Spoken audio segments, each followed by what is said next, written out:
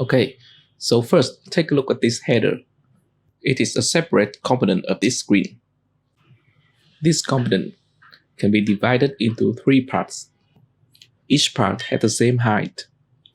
The first part is a blank, and then the title, and the last one is the subtitle. So I can use a column for this header with 3 children. First, I create a new file for this new page. I will name it reminders page. Then I create a stateless widget. This widget returns a scaffold with a column in the body. The first child of this column is our header. As we see in the design, the header takes 1/4 of the screen height. So I use a flexible to wrap the header and set the flex to be 1. And below it, I put a spacer and set the flex to be 3. So the total number of flex is 4. And the header occupies 1. That makes it to be 1/4 of the screen height. Then I register this new page into the routes of the material app. By doing that, I can navigate to this page using its name. Then I go to the Choose Topic page and find the topic grid. I want to open the reminders page whenever user taps on each item of this grid. So I wrap the item builder into an inkwell. This widget lets us handle the on-tap event. So in this on-tap callback, I will navigate to the reminders page using the pushNamed function of the navigator. It seems to work. Then I continue working on the header in the reminders page. As I said before, the header is a column with 3 children. Each child has the same height, so I wrap each child into an expanded widget. Here, I add only the title first to see if it works. Looks a bit weird because it is overlapped. So to fix it, I have to wrap the column widget in a safe area widget, and the issue has gone. Then I add 2 other children of this header, a spacer for the blank space. The spacer is like an expanded without a child. Then I add the subtitle in another expanded. Then I save it, and now I can see there are 3 rows on the screen. Then I set the cross-axis alignment to stretch, so each child of this column will expand to the full width of the column. Then I add a little padding here to make it looking exactly the same as the design. Then I create some styles for these texts. I talked about text styling in many previous videos, so I won't talk about it again. One noticeable point here is that I set the value for the height to increase the space between these lines. Then you can see on the design, the title only takes like 3/4 of the second row, and the subtitle only takes a half of the third row. I will try to implement that design in the code. First, I open the widget inspector and turn on the guideline so I can see it clearly. So at this moment, both of these texts are taking all the height of each row. To let the title take only 3/3, I wrap the text in a fractional sized box and set the height factor to 0.75. Now the text seems to be cut off because the height of the text now is larger than the height of the parent widget. So I have to wrap the text inside a fitted box to make it fit the parent. Okay, so it fits now, but it is aligned to the center, both vertically and horizontally. I fix it by adding some alignments to FittedBox and the FractionallySizedBox, and change the height factor to 0.8 to make it a little bigger. Then I apply the same steps for the subtitle. I set the height factor to 0.6 and add a break line in the middle of the subtitle. Now it looks okay. I can turn off the guideline. Then I take a look at this code. It's quite lengthy, so I can extract it to a separate widget. I will call it time header with an underscore as a prefix. Then I will refactor a little bit. If a flexible widget has a flex of 1 and a fit of tight, I can replace it with the expanded widget. It has exactly the same behavior. Then I add other sections below, but I realized that I can reuse this title and subtitle. for another section below. So I should not hardcode the title and the subtitle in this widget. I should pass their values from outside so that I can use this widget at another place. So I replace the hardcoded string with the parameters and set values for parameters from outside. I've just made a lot of changes, so it suggests me to make a hot restart. I just do it and see that everything is still working normally.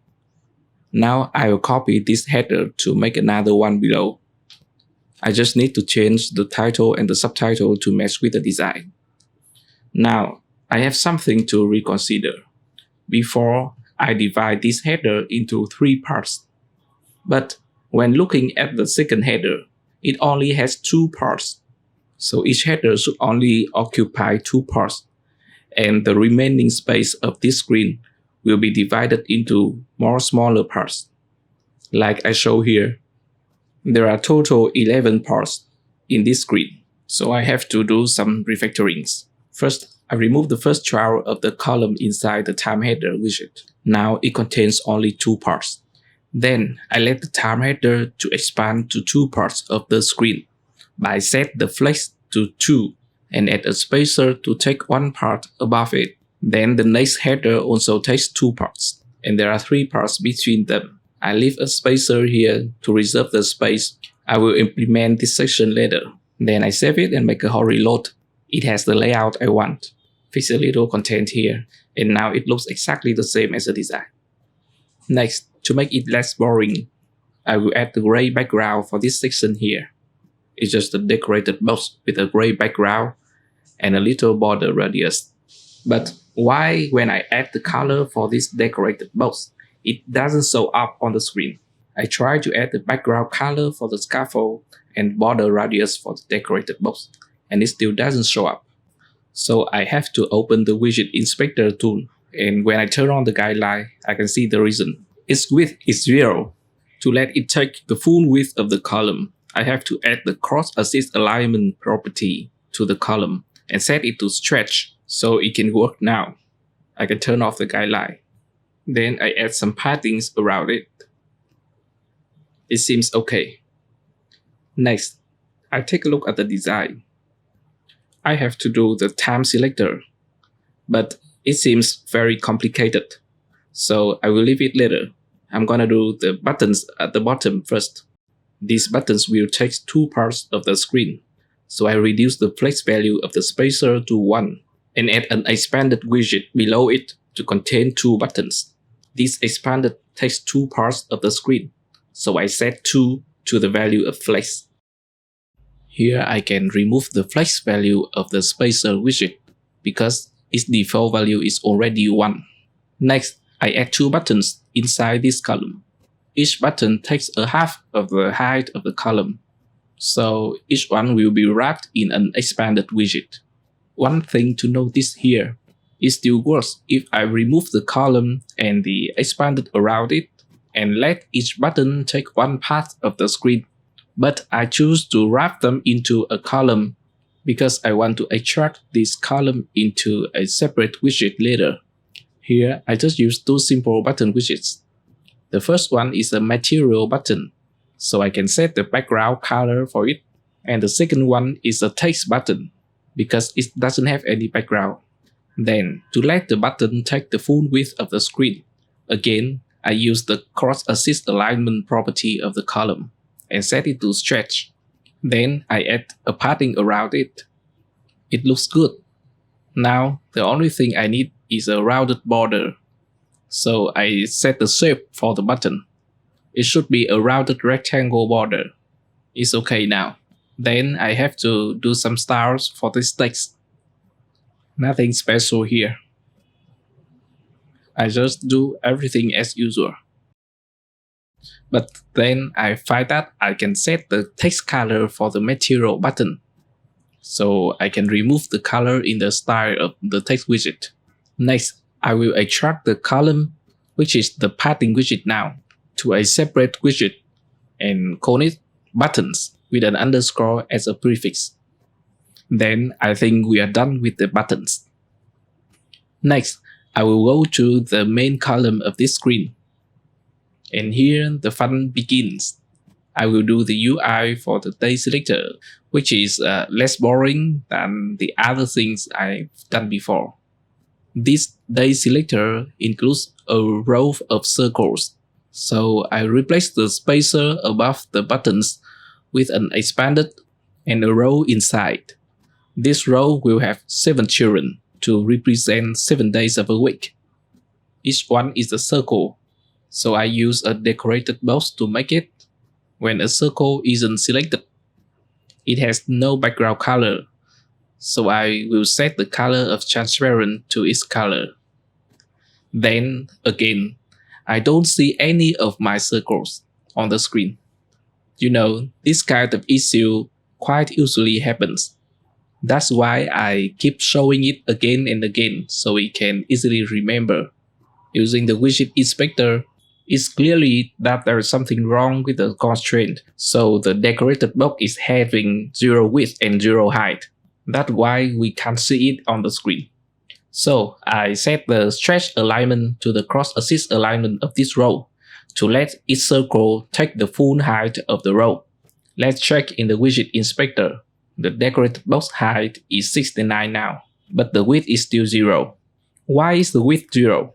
I'm a little confusing here, so in a desperate effort, I set the main axis alignment to space evenly. It clearly doesn't help, because it only affects the distribution of the circles, not the width of each circle. Then I realized that the decorated box is empty. That's why its width is 0.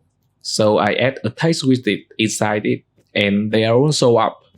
If I check in the widget inspector, I can see that the width is 20 now, but they still doesn't feel right, because in the design, the text must be inside the circle. Here it is above the circle, so I still have the work to do. First, I try to remove the cross-axis alignment. They immediately collapse vertically, because now they don't take the full height of the row anymore, but they only take the height of each child, which is the text. So if we don't specify the stretch cross-axis alignment as well as anything special, each child of the row will shrink to the size of anything inside it. But that's not what I want here. I want each circle to expand to full height of the row and to the maximum width that they can have.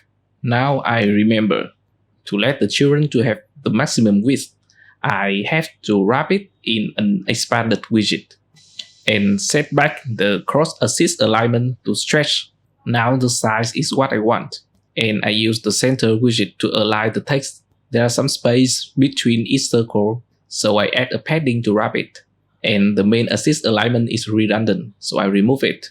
Okay, so to remind again, all I need to make each children of a row to take the full height of the row and the maximum width are first the expanded widget, and second the stretch cross-axis alignment. Next, I need to let each circle represent a day of a week. For now, they are on Sunday. So I create a list which contains the abbreviations for all the days of week, and get the item based on the index to set into the text. So we have from Sunday to Saturday. Then I don't want this lengthy code in my main widget of this reminders page, so I extract it to a separate widget and name it the day select widget. I also extract the gray rectangle above to a separate widget to keep this main widget short. And I can work on the time select widget later without affect this main widget.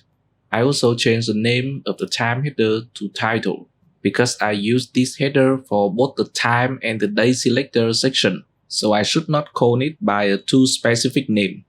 Okay, now I'm almost done. I just need to add the padding around the circles to make it the same as the design. Then it's perfect now.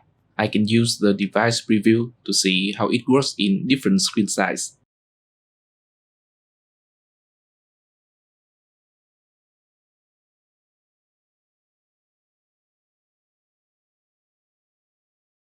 It looks good. So I think it's enough for today. In the next video, I will show you how to create a wheel to select the time without using any external package.